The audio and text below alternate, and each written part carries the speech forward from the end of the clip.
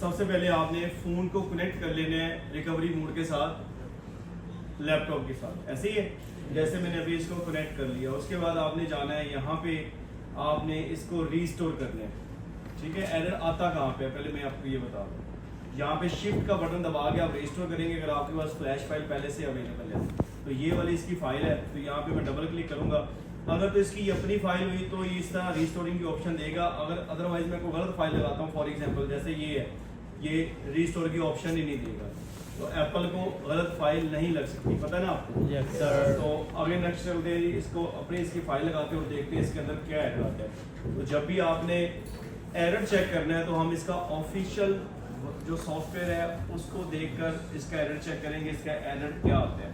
तो ये फ़ोन के इसके अंदर कोई एरर है तो देखते हैं अभी, क्योंकि ये एप्पल लोगों से आगे नहीं जाता। जैसे आपको पहले कल के लेक्चर में ये वही फ़ोन है, जैसे मैं कल आपको बताया था कि ये एप्पल से आगे नहीं जाएगा।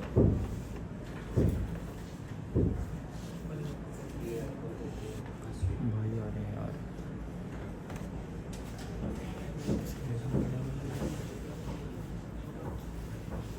इसको दे तो एक देखिए।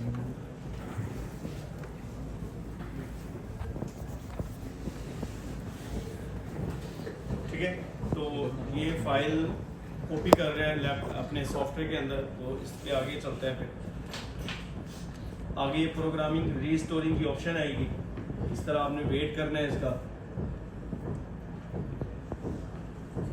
यहाँ पे स्क्रीन में दूसरी भी चला देता हूँ।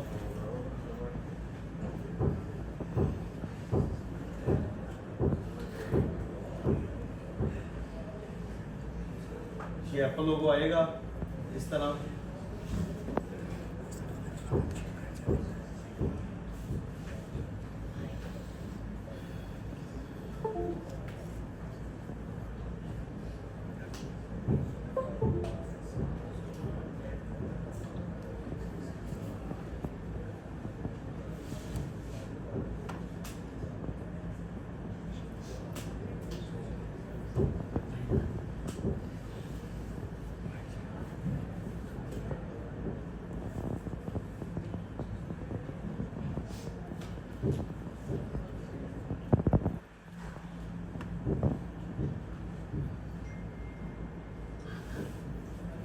देन ये इतना सॉफ्टवेयर चलेगा और उसके बाद यहाँ पे इस तरह का एरर आ जाएगा कोई।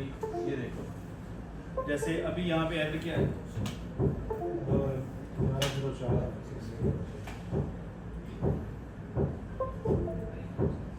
ये वाला। इसी तरह आपके थोड़ा सा चलेगा, उसके बाद यहाँ पे एरर आ जाएगा और जो आपका फ़ोन है वो फिर एप्पल लोगो पे नहीं रुकेगा, वो iTunes पे चला जाएगा। जैसे लाइक ये देखो, ये फ़ोन को मैंने क्लिक किया और जो फ़ोन है मेरा iTunes पे चला गया इस तरह। अगर आपके पास iTunes पे फ़ोन आता है या एप्पल लोगो पे फ़ोन आता है तो सबसे पहले हमने उसे क्या करना है भला, लैपटॉप के साथ कनेक्ट करके उसको फ्लैश करना है। अगर तो फ्लैश से हो जाए तो वेल एंड गुड है, नहीं हो तो इस तरह का कोई एरर आएगा। ये एरर आ रहा है अभी 1104, ऐसे ही है। तो इन एरर के ऊपर पहले डिस्कस कर लें एरर कैसे कैसे आते हैं, उसके बाद फिर हम इसको प्रैक्टिकल करके इंशाल्लाह ठीक करेंगे। तो सबसे पहले एक एरर आता है जो अभी भी आपको स्क्रीन पे नजर आ रहा है 1104। ये एक अननोन एरर होता है। अननोन का मतलब ये होता है कभी ये एरर आएगा, कभी क्या आएगा, कभी क्या आएगा। इस एरर को हम कोई वैल्यू नहीं देते। जो एरर को हम वैल्यू देते हैं और जो उसका कह लो कि प्रॉब्लम है वो इस तरह ठीक होगा। ये जो 1104 एरर 6 आ जाता है, एरर 10 आ जाता है, एरर 15 आ जाता है, इसको हम अननोन एरर कहते हैं। अननोन से मुराद या तो इसकी कोई केबल खराब होगी, या तो आपका लैपटॉप के अंदर इशू होगा, या तो आपके फॉर एग्जांपल कोई बैटरी खराब होगी, या आपकी चार्जिंग चिप के अंदर इशू है। इस तरह के अगर इशू आ जाते हैं तो अननोन एरर देंगे। अब नामी गिरामी एरर कौन से हैं जो मोबाइल के अंदर जिसका प्रॉब्लम होता है और उसको हम कैसे करते हैं। फॉर एग्जांपल यहाँ पे अगर आ जाता है 4013 का एरर, तो उसको हम कैसे देखेंगे। उसके बाद अगर यहाँ पे आ जाता है एरर 9 आता है, उसको कैसे देखेंगे।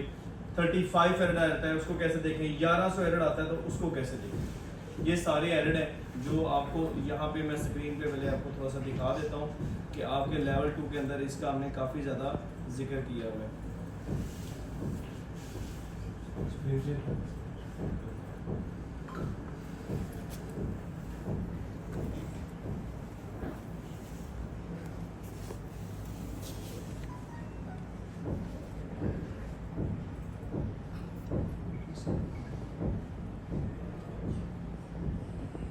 ठीक है जी।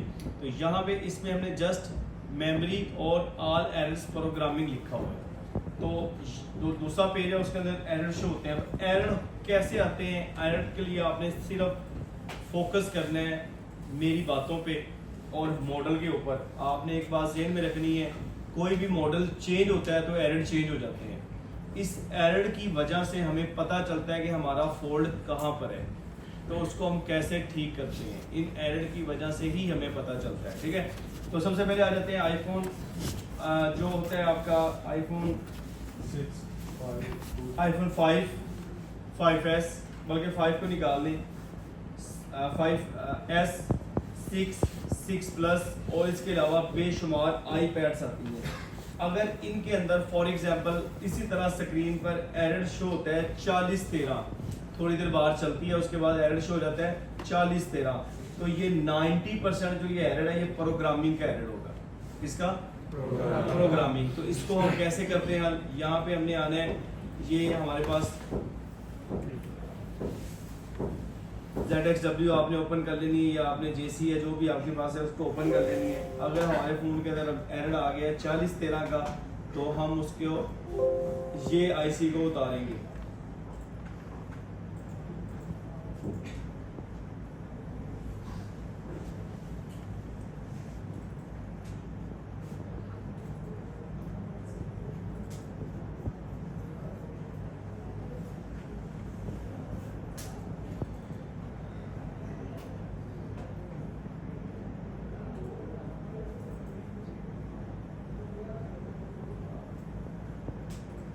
तो अगर हमारे फोन के अंदर इन मॉडलों के अंदर एरर कौन सा है 4013, तो हम नैंड को उतारेंगे। प्रोग्रामिंग होती है नैंड की, नैंड को उतार कर हम उसको प्रोग्राम करेंगे V1S Pro से या P15 से। ये दो बॉक्स हैं एप्पल के अंदर जो सबसे ज्यादा प्रोफेशनल है, और वो मैं आपको दिखा देता हूँ। आप जाएं जरा, कोई बचा नीचे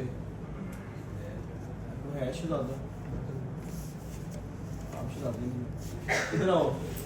उन्हें कहना है P15 दे दो और V1S Pro दे दो बॉक्स नीचे जाके, या इधर कह दो इनको, इस तरह आपको ये जो है नाम को कहते। ठीक है, अगर तो 4013 का एरर आता है तो 90% वो किसका एरर होगा? प्रोग्रामिंग का। तो प्रोग्रामिंग हम कैसे करते हैं इसको मैं प्रैक्टिकली आपको बताता हूँ आगे। प्रैक्टिकली इसको इंशाल्लाह हम करके दिखाएंगे। उसके बाद अगर इसी मॉडल के अंदर एरर आता है एरर 9, क्या आता है? ये दोनों एरर मोस्ट फेमस है एप्पल की दुनिया में। एप्पल के अंदर अगर 100 फोन एप्पल लोगों पे रुके हुए हैं, जिसके अंदर कह लो कि 90% फोनों के अंदर या तो एरर 9 होगा या तो एरर 4013 होगा। सही है, तो क्या होगा? एरर 9 हुआ तो जो ये 3 मॉडल हैं आईफोन 5, 5s, 5 को उड़ा दो, 5s, 6 एंड 6 प्लस, इन मॉडलों के अंदर अगर एरर 9 आ जाता है तो ये एरर होगा हमारा CPU IC का। किसका? CPU IC। ये CPU IC के अंदर लॉजिक चिप का एरर होता है। ये बेसिकली आईफोन 6 और 6 प्लस के अंदर मैन्युफैक्चरिंग फॉल्ट आया है। इसके अंदर क्या होता है कि ये जो 2 पॉइंट है इसके, ये I2C के पॉइंट है, ये जा रहे होते हैं लॉजिक चिप को, EEPROM लॉजिक चिप। आईफोन को चलाने के लिए जितने भी CPU हैं इनके लॉजिक चिप IC जरूर लगे होते हैं। बेसबैंड है तो उसका बेसबैंड EEPROM लगा है, जैसे आपको बेसबैंड के अंदर समझाया था। अगर वो IC आपका नहीं है तो फोन आपका बेसबैंड से आगे नहीं जाएगा, मतलब सिम नहीं उठाएगा। अगर आपके पास मतलब मेन CPU IC है तो मेन CPU IC के अंदर लॉजिक चिप लगी है, वो ये लॉजिक चिप लगी होती है यहाँ पे।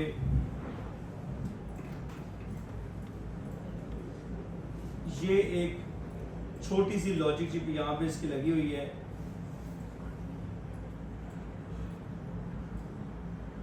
ये वाली, ठीक है।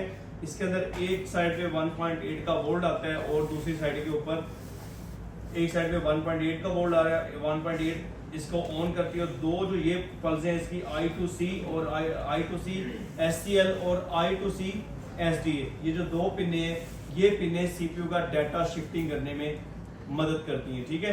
ये IPS जो है SDA पॉजिटिव है और SDA नेगेटिव है, दो पिने होती हैं। तो ये आ रही है सीधी मेन CPU IC के इस पॉइंट पे,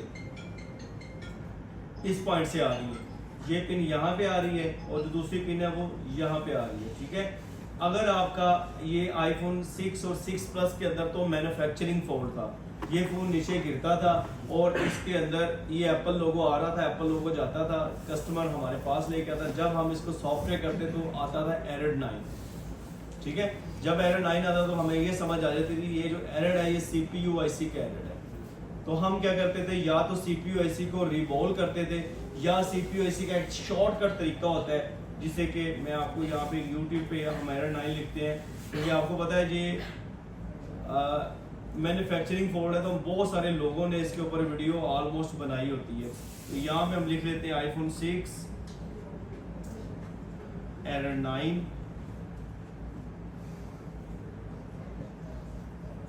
ये देखो ये दो ही एरर आपको सबसे ज्यादा नजर आएंगे, 4013 और एरर 9। ये 3553 एरर है, ये भी इसके बारे में डिटेल से आगे बात करता हूँ। तो यहाँ पे क्लिक करते तो यहाँ पे आप समझ देखो कि गूगल पे आपको क्लिक करके दिखाता हूँ।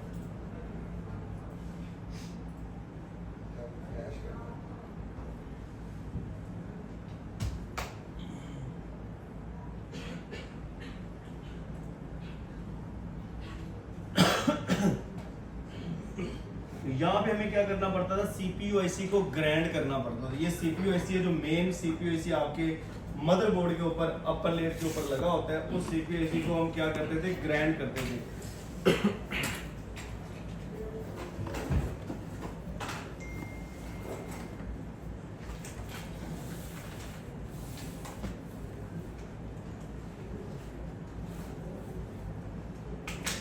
तो ये जो CPU IC है ये यहाँ पे जो इसका आता है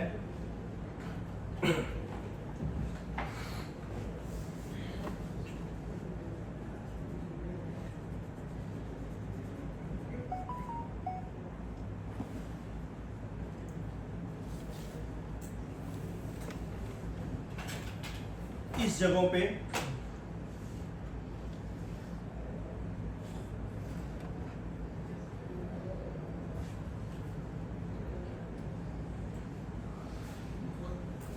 ठीक है। ये यहाँ पे आप देखो कि इस जगहों पे जो रैम है इसकी, इस जगहों पे जो रैम है वो बिल्कुल खाली है। मतलब क्या है, यहाँ पे ये दो पॉइंट है और ये खाली पॉइंट है आपके, और ये भी खाली पॉइंट है, और बीच में ये जो ये पॉइंट कौन से है, ग्राउंड। अगर ये खाली पॉइंट टूट जाए तो इनका कोई काम नहीं है, ऐसे ही है। ग्राउंड भी टूट जाए तो कोई मसला नहीं है, क्योंकि ग्राउंड पॉइंट हमें यहाँ से भी मिल रहे हैं। तो हम क्या करते होते थे, इसमें एक शॉर्टकट तरीका था, या तो CPU IC को रिवॉल्व करना पड़ता था, CPU IC को उतार कर दोबारा बबल बना के लगाना पड़ता था। अगर आप इतना नहीं कर सकते तो फिर आपको क्या करना पड़ता था, हमें यहाँ पे हम इसको ग्राइंड करते थे, इतना इतना यहाँ पे निशान लगा लेते थे, इस तरह निशान लगा लेते थे, और यहाँ से हम इसको ग्राइंड करते थे। जो ऊपर आपकी रैम लगी हुई है, ये ऊपर वाली रैम, इसका कोई काम नहीं होता था, इतनी रैम बिल्कुल खाली है। मतलब रैम का ये एक पॉइंट है, एक ये पॉइंट है, ये दो जो पॉइंट है ये डायरेक्ट CPU IC के पॉइंट है। तो हम इसको जब ग्राइंड करते थे, इसको या तो आप उससे ग्राइंड कर सकते हो, ड्रिल मशीन से ग्राइंड करके दिखाऊं, मशीन लेके आना छोटी, ठीक है। ड्रिल मशीन से जैसे आप इसको ग्राइंड करते थे तो नीचे ये वाले पॉइंट आपको नजर आते थे। पहले फर्स्ट वाल आपको ये वाला पॉइंट नजर आता था, उसके बाद इस तरह हो जाता था, फिर इस तरह CPU के पॉइंट, मतलब रैम ऊपर से बिल्कुल ग्राइंड हो जाती थी। फिर हम CPU को ग्राइंड करते थे, CPU का ये हिस्सा, फिर ये हिस्सा, फिर फाइनली ये हिस्सा CPU का निकलता था। तो इस हिस्से के अंदर दो पॉइंट होते थे जो हम यहाँ से जंपर उठा के वहाँ पे लगाते थे एरर 9 के EEPROM के ऊपर। लाइक मैं यहाँ पे 6 लिख लूँ, 6 लिखा इसलिए पूरी तरह उसका नहीं आ रहा। तो यहाँ पे ये जो दो पॉइंट आपको ये नजर आ रहे हैं, I2C SCL और I2C SDA, इसके दो पॉइंट ये यहाँ से हम जंपर उठा के और सीधा लगा देते थे CPU की इस मतलब EEPROM की इस साइड पे, इस रेजिस्टेंस को दे देते थे, और दूसरा हम इस रेजिस्टेंस को देते थे, और फोन हमारा डायरेक्टली ऑन हो जाता था। इस दौर के अंदर अभी तो आईफोन 6 के अंदर ये फोल्ड मतलब आईफोन 6 है ही बहुत कम, तो अभी कम फोल्ड आ गया। लेकिन आपको CPU ग्राइंडिंग का पता होना चाहिए। अगर हम किसी से पॉइंट निकालते हैं तो उसके पहले हम पॉइंट नीचे से देखते हैं कि नीचे से पॉइंट उसके सही हैं भी कि नहीं है, मतलब नीचे से उसके पॉइंट काम के तो नहीं है। अगर काम के नहीं है पॉइंट तो फिर आप उसको इस तरह नॉर्मली रख कर ग्राइंड कर देते हैं। आगे बस ये ग्राइंडिंग मशीन होनी चाहिए। इसमें आपने सबसे जो ब्रेक ब्लेड है वो लगाना है। एक बात यहाँ पे और जेहन में रखनी है, ये काम करते हुए अगर CPU IC खराब हो जाता है तो फिर आपका जो प्रोग्राम है वो अपडेट हो जाता है। ना तो बड़ा पता है। ठीक है, तो CPU IC को हम क्या करते हैं बड़े एहतियात से, क्योंकि अगर CPU IC को हम रिवॉल्व करते हैं वो तो फिर सेफ तरीका है कि CPU IC उससे ख़राब नहीं होता। ठीक है, अगर तो हम रिवॉल्व नहीं करते तो CPU IC के ख़राब होने के चांसेस सबसे ज़्यादा। तो ये हम टोटली तकरीबन इसके ऊपर निशान लगा लेते थे इस तरह।